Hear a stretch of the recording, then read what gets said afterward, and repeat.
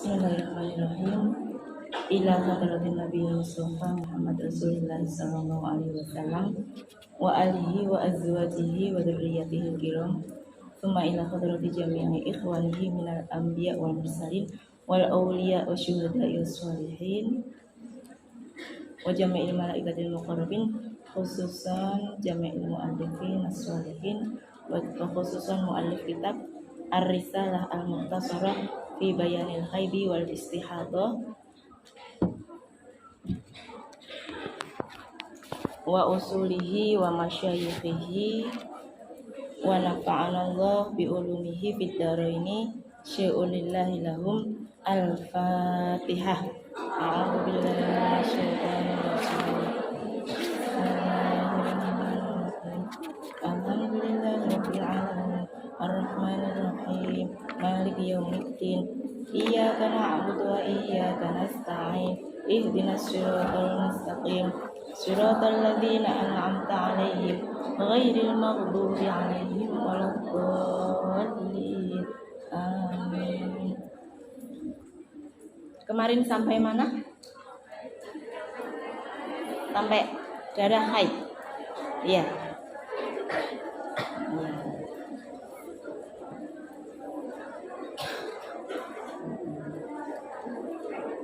Kemarin definisi sudah ya? Ya. Fal haidu huwa at-tamul khariju fi sinnil haidi wa huwa tis'u sinina fa aktsaru min farjil mar'ati ala sabilis sihhati ay la li'illatin bal lil jibillati min ghairi sababil wiladati, yaitu darah yang keluar pada masa haid, yaitu mulai umur berapa?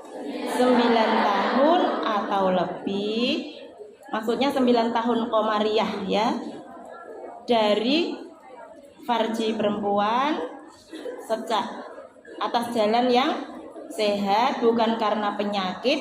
Jadi itu karena kodrati atau alami, bukan karena sakit, justru indikator kesuburan, tetapi bukan karena sebab melahirkan. Baik, kita lanjutkan. Nanti akan ada beberapa contoh kasus ya. Kita bisa menentukan berapa hari atau berapa masa yang dihukumi haid atau dihukumi darah yang lain. Nah, kemarin definisi sudah, kemudian pendahuluan sudah. Sekarang ada kasus. Silahkan dibuka halaman 7. Dadi lamun ana wong wadon umure 9 taun kurang 15 dina sak pengisor, ing kono ngetokke getih nganti sedina suwengi, mongko getihe iku aran haid. Berarti ini menunjukkan batas minimal haid, yaitu sehari semalam.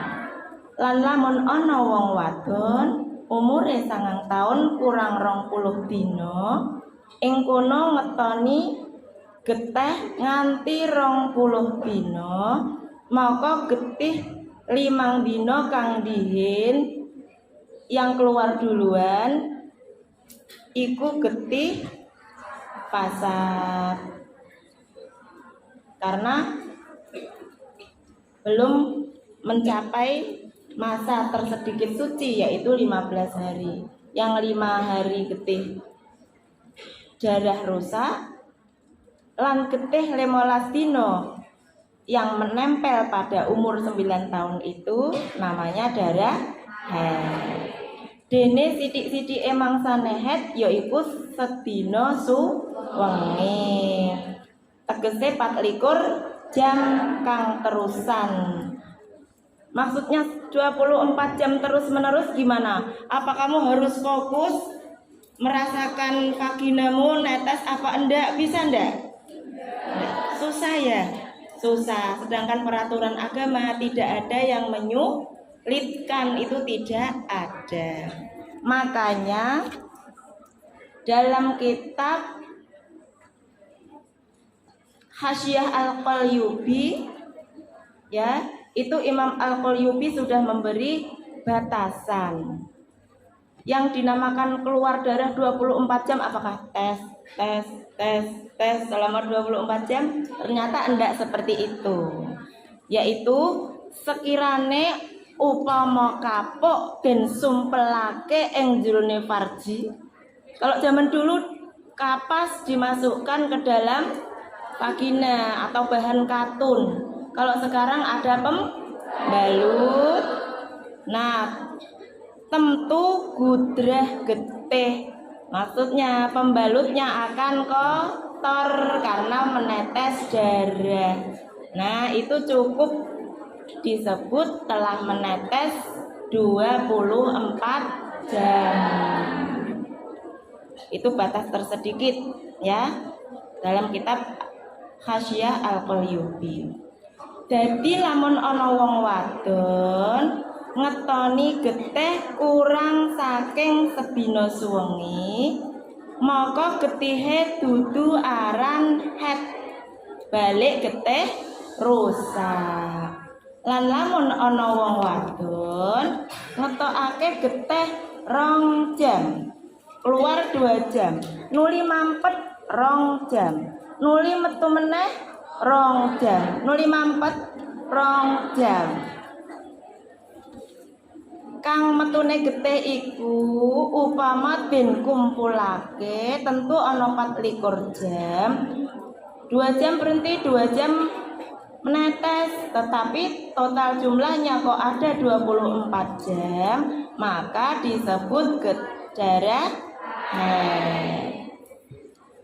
Lan lamun ana wong wadon ngetoni getih saben dina suwengi ana 2 jam. Berarti setiap hari mengeluarkan darah hanya 2 jam terus menerus selama 15 hari. Berarti hari ini 2 jam, besok 2 jam.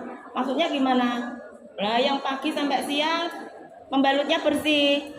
Kok habis zuhur sampai asar pembalutnya kotor. Besok lagi seperti itu lagi, besok lagi seperti itu lagi. Maka darah tersebut tetap disebut darah haid. Kenapa? Karena 2 jam kali 15 itu berapa? 30 jam. Berarti sudah lebih dari 24 jam. Maka bisa disebut darah haid. Sudah susuk 6 jam, ya, sudah sisa. Dene kaprah-kaprahe haid iku 6 dina 6 wengi utawa 7 dina 7 wengi. Kaprah-kaprahe itu apa? Umumnya, bukan maksimal, tapi biasanya. Umumnya orang haid itu berapa? 6 sampai 7 hari. Kalian lebih banyak yang 6 atau 7?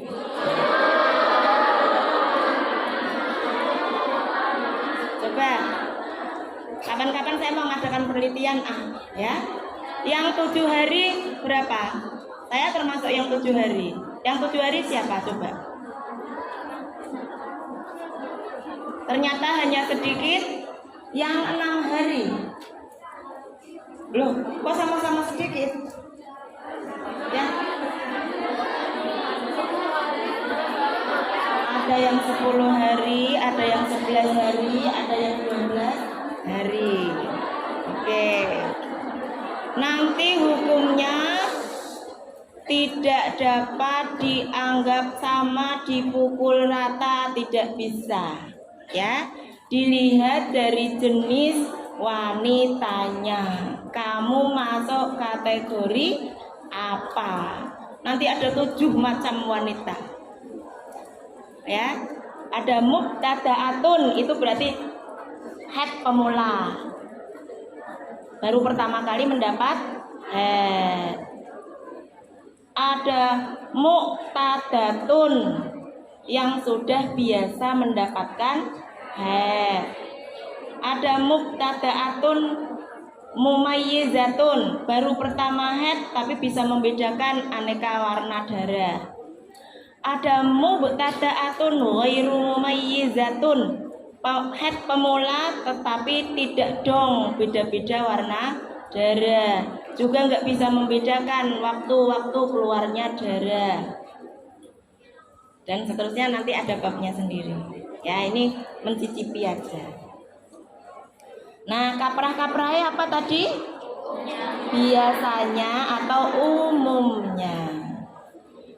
Dene akeh-akehe mangsane haid yaiku 15 dina serta 15 wengi. Kalau ini adalah jumlah hari haid terbanyak atau maksimal dalam 1 bulan. Jumlah hari haid terbanyak iku padha karo sithik-sithike suci antarane mangsane haid loro.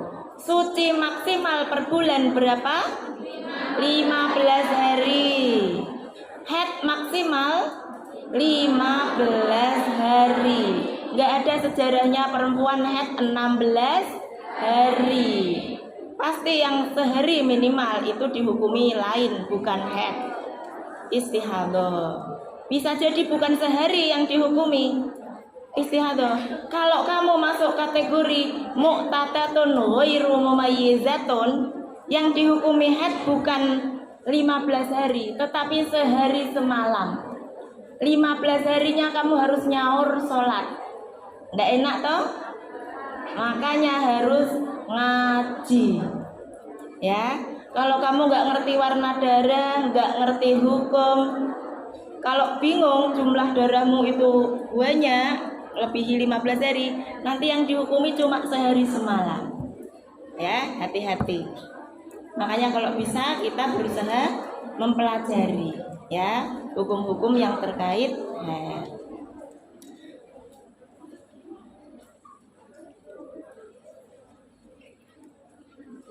Nah, ini 15 hari 15 malam senajan metune getih ora terusan. Dadi lamun ana wong wadon ngetokke getih sedina suwengi, nuli mampet 13 dina, nuli metu meneh sedina suwengi, mangka iku kabeh diarani haid. Berapa tadi hitungane? Haid berapa? Keluar darah sehari semalam, terus berhenti atau jeda 13 hari, berarti 1 tambah 13 berapa? 14. Kemudian keluar lagi sehari semalam, totalnya berapa? 15. Nah, maka ini hukum secara umum, yang dihukumi haid adalah semuanya karena jumlahnya belum melanggar 15 hari. Jadi selama jeda itu dalam tanda kutip kamu sholatnya ya ndak harus sholat, tiwas sholat. Lah salahnya apa enggak? Kita enggak tahu kok ya. Kan kita enggak tahu kalau akan keluar lagi ya. Tiwas sholat jebule dalam 13 hari itu tidak diwajibkan sholat. Jadi itu hukumnya haid semua 15 itu.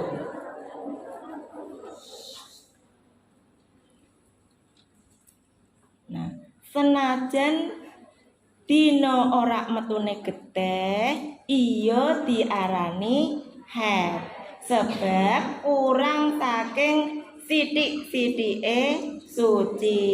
13 kurang dari 15 kan? Ya, makanya disebut haid juga. Beda kalau kamu haidnya 5 hari, keluar darah 5 hari, lalu nggak keluar 15 hari. Nah, maka baru haid lagi. Nah, bisa jadi yang dihukumi haid. Bisa jadi ini loh ya, nanti kalian cek dulu warnanya. Misalnya 5 yang depan warna hitam, 5 yang belakang warna coklat atau merah, tadi jedanya 15 toh. Nah itu berarti yang dihukumi haid cukup 5 yang hitam itu ya. Nanti ada rincian kasusnya. Dene akehe mangsane suci iku ora ana watese. Batas minimal suci per bulan adalah 15 hari. Tapi batas maksimalnya berapa?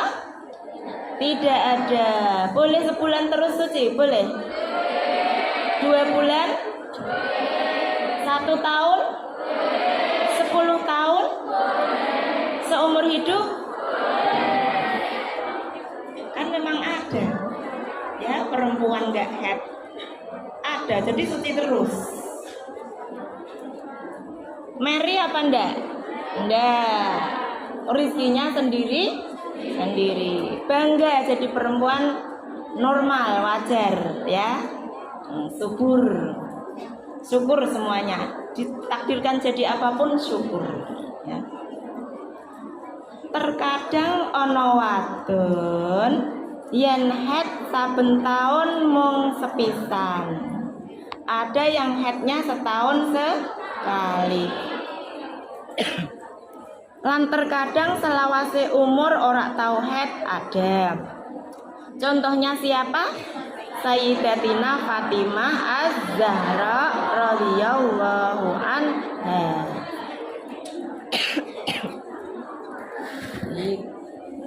Sekarang kita masuk pada varian warna darah menstruasi.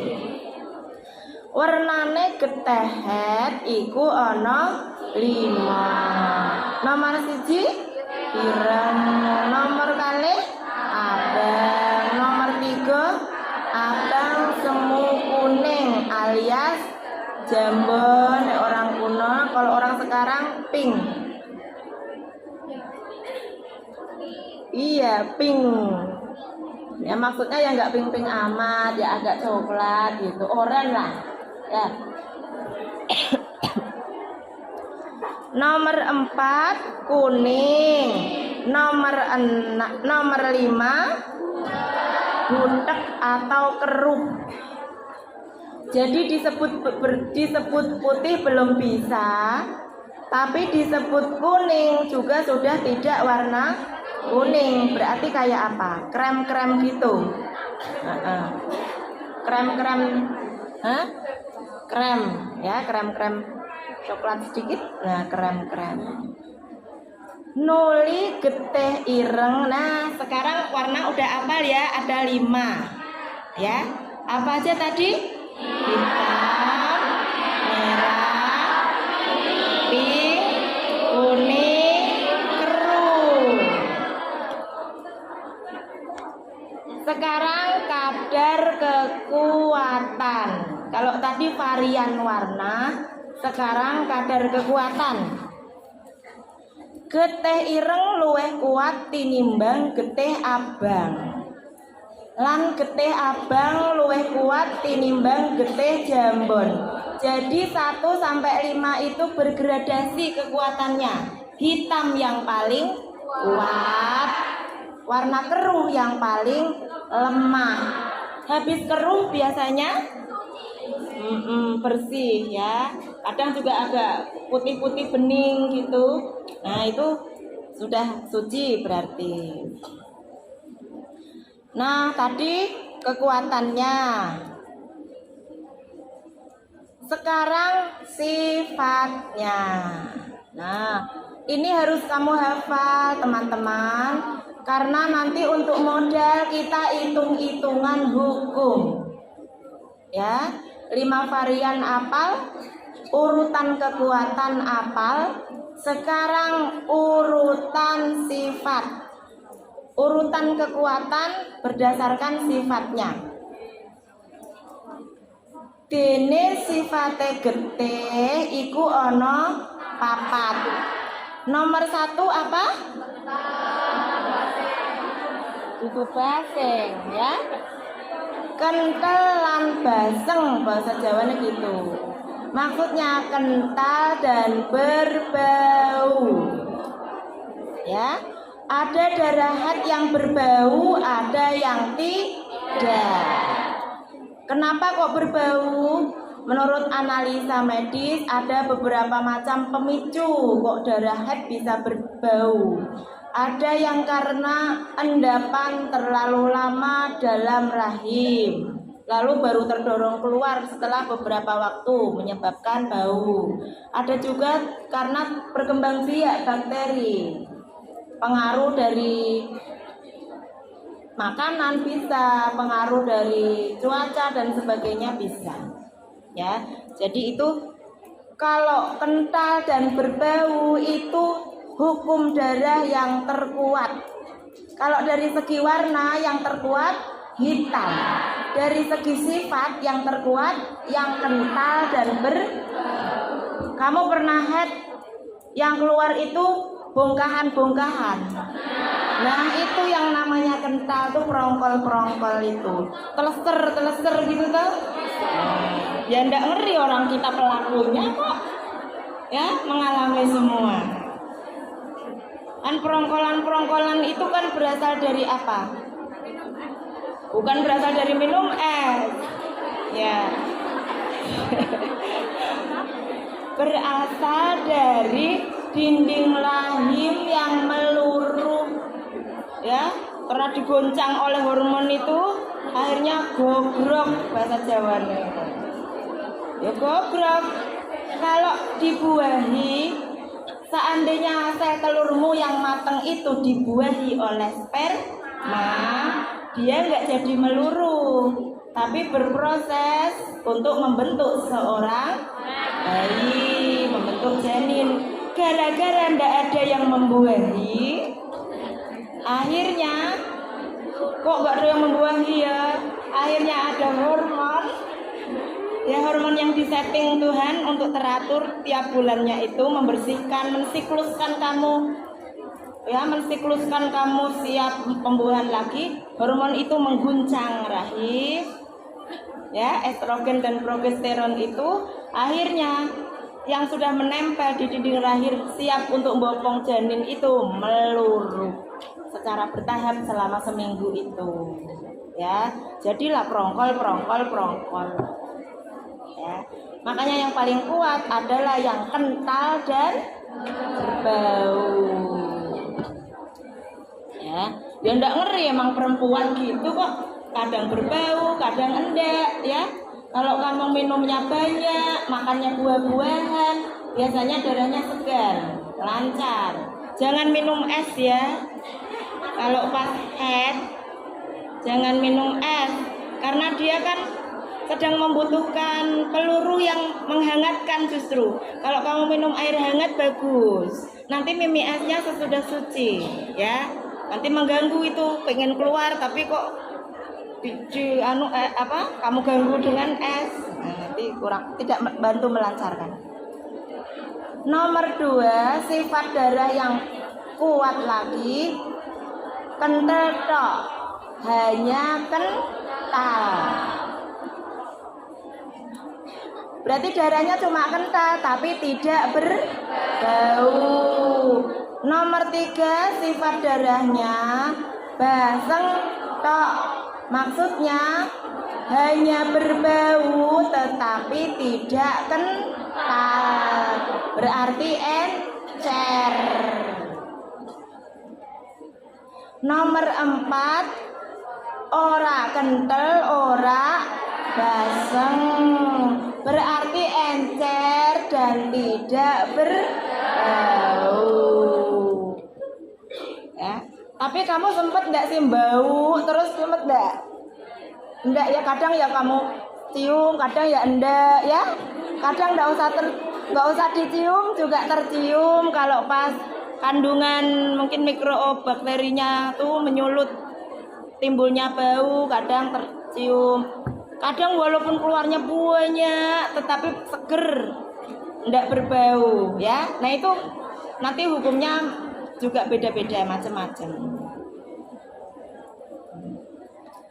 Nah sekarang urutannya, nuli getih kental iku luwih kuat tinimbang getih cower. Cower itu encer. Lan getih mambu luwih kuat tinimbang ora mambu. Justru menurut hukumnya lebih kuat yang berbau ketimbang yang tidak berbau. Kemudian getih ireng kental. Nah ini yang paling, getih ireng kental iku luwih kuat tinimbang getih ireng ora kental. Getih kental baseng, kental dan berbau luwih kuat tinimbang getih kental tok tapi ora baseng. Kental tok utawa baseng tok. Nah itu kekuatannya berbeda-beda. Lan lamun metune getih loro iku padha sifate, mongko den dinginake getih ingkang metu dingin. Nah misalnya gini, kamu sehari mengeluarkan darah yang kental aja tapi tidak berbau. Kalau hari berikutnya mengeluarkan darah berbau tok tetapi encer, maka yang dihukumi paling kuat darah yang keluar duluan, yaitu hari yang kemarin. Ya, yang keluar dulu. Kaya getih ireng cewer lan getih abang kental. Terus getih ireng kental sama getih abang kental dan berbau. Berarti yang didahulukan yang duluan itu darah hitam encer sama merah yang kental. Berarti kuat mana? Iya, darah hitam yang encer. Bagaimanapun kekuatannya kan tinggi yang hitam. Iya. Hitam kental sama merah kental dan berbau. Nah ini kekuatannya mirip ya, tetapi tetap didahulukan yang hitam. Lan koyok getih abang baseng lan getih ireng ora baseng. Nah tuh. Nah sekarang darah haid sudah kita kenali sedikit-sedikit. Kita masuk pada bab baru yaitu babul istihadati. Al istihadatu huwa ad-damul khariju fi ghairi ayyamil haidi wan nifasi. Coba ulang ya. Al istihadatu huwa ad-damul khariju fi ghairi ayyamil haidi wan nifasi. Darah istihadah adalah darah yang keluar selain pada masa nifas, haid maupun nifas.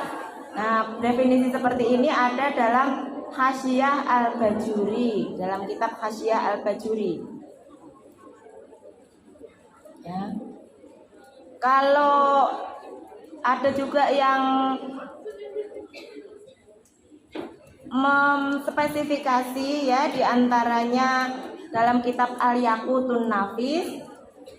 Di sana tercatat kalau istihadah itu berasal dari rahim sebelah luar. Kalau haid berasal dari rahim sebelah dalam. Nah itu ada di kitab Al-Yaqutun Nafis. Engkang aran getih istihadah yaiku getih penyakit kang metu saking farji ing dalem dudu dinane haid. Tegese kurang saking sedina suwengi utawa luwih 15 dina. Kalau sudah ada sehari semalam udah masuk kategori haid. Tapi kalau hanya 23 jam atau 20 jam berarti belum. Kamu mengeluarkan darah kok cuma 20 jam aja. Walaupun itu 2 hari kok banyak bersihnya. Berarti itu belum haid. Tiwas tadi nggak sholat, ya nyaur, diganti sholatnya. Ya, kecuali kalau bersambung pada hari ketiga nanti haid lagi, atau jeda 5 hari nanti berikutnya keluar darah lagi. Nah, nanti bisa setelah tergabung ada 24 jam. Tapi kalau belum ada berarti masih kategori istihadah. Kalau nggak ada sambungannya, kok nggak bersambung ternyata berarti kemarin itu istihadah. Lan dudu dinane nifas. Tegese ngliwati suwidak dina. Kalau nifas kan darah yang keluar dari rahim perempuan setelah melahirkan. Berarti bayinya udah diambil, hari-hari macam-macam baru keluar darah. Itu namanya nifas. Maksimal 60 hari. Lah kamu melahirkan tapi kok nggak keluar darah, setelah 60 hari baru keluar darah, berarti itu bukan nifas.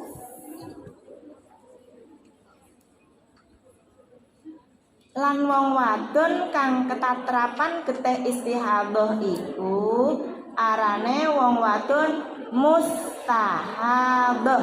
Disebut apa? Mustahadah.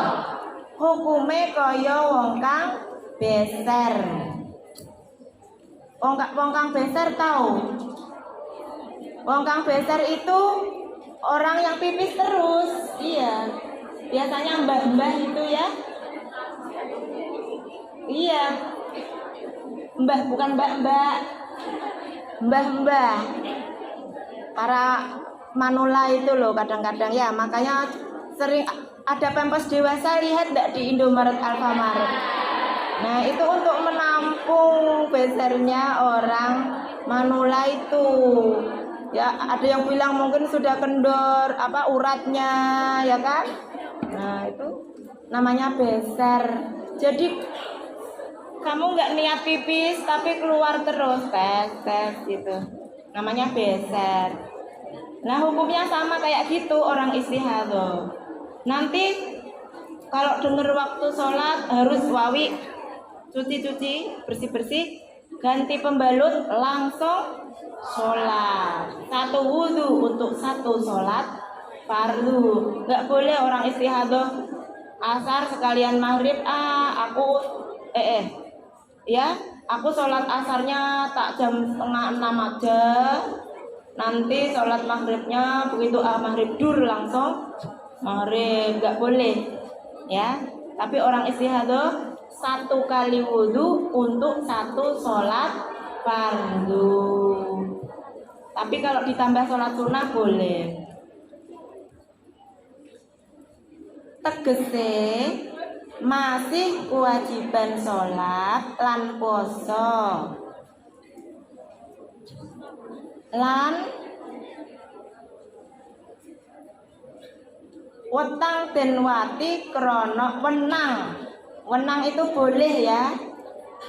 Boleh diajak berhubungan suami istri karena darurat. Kalau kamu haid boleh enggak berhubungan suami istri? Tapi kalau istihadah boleh. Kalau enggak boleh nanti suaminya terjun diri, gantung diri nanti. Kok ditunggu suci, enggak suci-suci. 1 bulan keluar terus ya. Nah, suaminya nanti sutris ya, kasihan.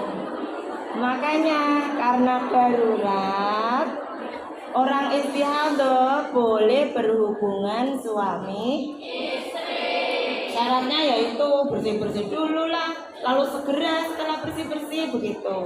Jangan tinggal nonton drakor dulu 1 jam, ya, keburu netes lagi. Nah, gitu. Lan sadurunge wudu wajib ngumbah verjine. Orang istihadah sebelum wudu harus istinja, cawi, cebok, ya, cebok ya disabuni lah seperti itu biar bersih. Tapi sabun khusus ya, sabun khusus boleh, sabun sirih boleh, buat sendiri, air sirih direbus khusus untuk daerah sensitif, daerah kewanitaan itu jangan yang mengandung deterjen, nanti perih ya. Apalagi yang pH-nya iya tidak imbang dengan kondisi vagina. Karena menurut dokter, vagina perempuan itu sudah mempunyai sistemnya sendiri untuk membersihkan dirinya sendiri. Jadi nggak pernah kamu sabuni malah nggak apa-apa, pakai air aja. Tapi seandainya kamu pengen marem, pengen disabuni, rata-rata perempuan itu wilayah sensitifnya ya sensitif. Tolong dipilih pembersih yang tidak banyak mengandung deterjen. Walaupun tiap orang beda ya. Ada jenis kulit yang kuat, ya. Ada enggak jenis kulitmu itu yang kuat, nggak pernah jerawatan, temannya gatel ya kamu enggak gatel, ya. Kulitnya tergolong bandel, kalau itu enggak apa-apa, terserah. Tapi rata-rata itu sensitif, makanya kamu harus hati-hati ya. Habis disucani istinja, kemudian baru wudhu dan sholat. Temuli yen ora poso wajib arep nyumpeli verjine nganggo kapok utawa liyane lan nyaweti kang kenceng. Zaman dulu ya, zaman dulu itu memang diikat karena zaman dulu belum ada pembalut. Jadi dulu bertransformasi itu sampai sekarang kita enak, banyak pembalut, banyak varian. Yang ini nggak cocok bisa cari yang merek itu. Kalau dulu kan nggak semudah itu. Dulu ada alat seperti mangkok gini dikasih tali. Iya, zaman kuno gitu, mbak-mbak pondok itu lah, nanti yang ada kayak ayunan bayi itu loh gini. Nanti tempat ayunannya itu dikasih kain katun, tempelkan situ, kainnya ditekuk-tekuk, kainnya kering, tempelkan situ, lalu dipakai ikat kanan, ikat kiri. Udah kamu nggak berani lari ya, sering bocor. Habis itu kalau udah penuh darahnya dicuci, dijemur. Nanti yang ini kering pakai lagi. Zaman dulu. Sebelum itu juga ada tuh apa ya? Kemudian ada lagi. Kalau kamu cari di pasar masih ada itu. Jadi pembalut yang kain bisa dicuci. Masih ada yang isi 5 atau berapa itu ya? Pernah lihat? Nah, biasanya ini untuk mbak-mbak pondok yang mau berhemat. Yang mau berhemat atau dia sudah nyoba aneka pembalut nggak cocok semua, rasanya kok perih semua, kan ada tingkat sensitivitas beda-beda toh. Karena nggak cocok semua, merasa nggak nyaman semua, pakai kain katun aja.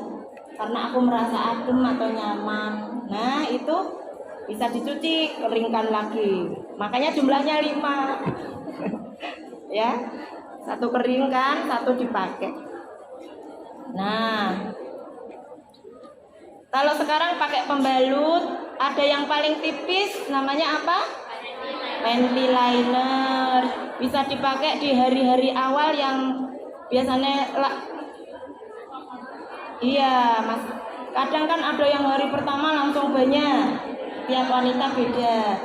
Ada yang hari pertama masih udah kelihatan dikit lagi, aku boros nanti kalau langsung pakai pembalut, ya pakai panty liners dulu. Begitu pula hari ke-6, hari ke-7 biasanya keluarnya dikit, baret-baret tok dikit gitu toh. Nah itu pakai panty liners aja biar hemat. Begitu pula nanti hari kedua mulai banyak, hari ketiga banyak-banyaknya, malam hari pakainya pembalut yang ada sayapnya, ya. Pakai pembalut udah ahli ya. Nah kalau orang head pemula masih harus diajari. Karena dulu ada teman saya yang belum ada yang ngajari, pakai pembalut, pakainya kebalik, ya. Yang ada lemnya masak di atas, yang halus masak di bawah. Nah itu karena nggak ada yang ngajari. Nanti kamu kalau punya anak perempuan, ya para ibu-ibu ini ajari anak perempuannya pakai pembalut, diperkenalkan gini loh nak pakainya, ya. Begitu pula suamimu, kalau suamimu pinter ngaji, suamimu pinter ngaji kan ngajar di pondok toh atau di madrasah, gini loh mas caranya pasang pembalut gitu. Nanti dia bisa menjawab pertanyaan, ya. Kamu juga gitu, kalau ditanyain suamimu jangan menutup informasi. Dek, hari pertama warnanya apa sih? Kamu jawab. Banyak apa dikit? Kamu mau lihat? Gitu kan? Boleh enggak? Paling kapas aja toh, dilapkan lalu diliatin, ini loh mas, gitu. Kalau suamimu pinter ngaji biasanya tertarik untuk bertanya, karena dia nanti pas ngajar biar ada simulasinya ya. Oh seperti ini toh yang namanya hitam, seperti ini yang namanya merah gitu, ya. Suamimu kan pinter ngaji toh kemarin itu, iya kan? Iya, suaminya pinter ngaji.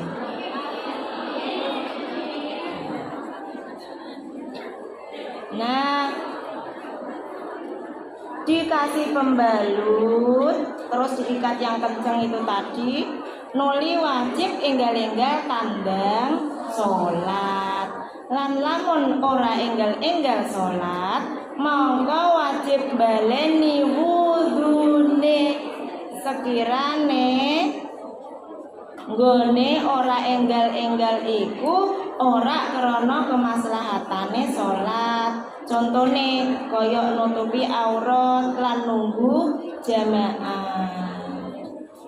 Nah kalau kamu kan harapannya habis wudhu langsung sholat, tapi kan kamu di pondok sholatnya harus berjamaah, maka kamu terpaksa harus nunggu sampai qomat dulu kan.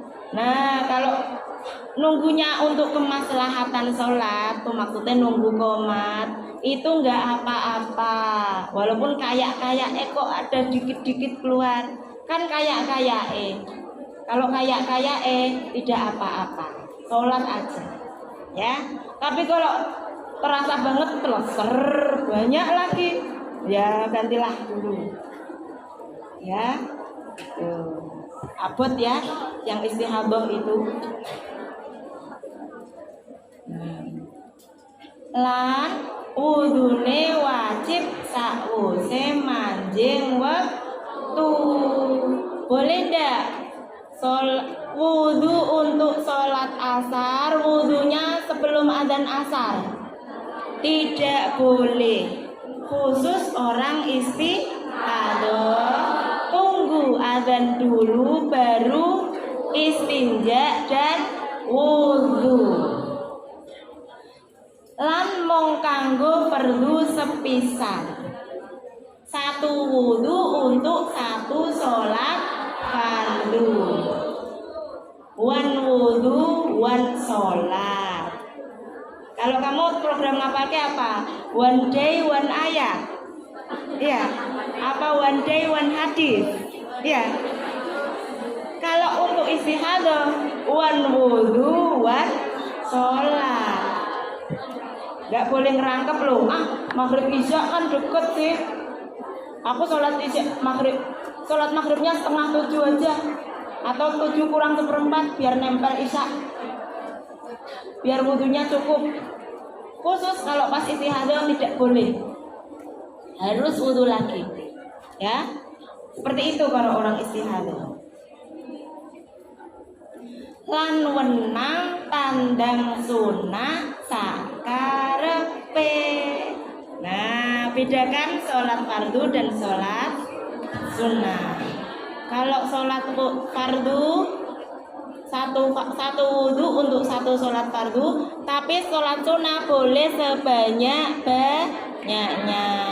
Berarti kamu kalau mau sholat tahajudmu kamu anak solihah, sholat tahajudmu 20 rakaat, wudu 1 kali boleh enggak? Boleh. Hanya saja kalau udah azan subuh, wawi lagi, wudu lagi.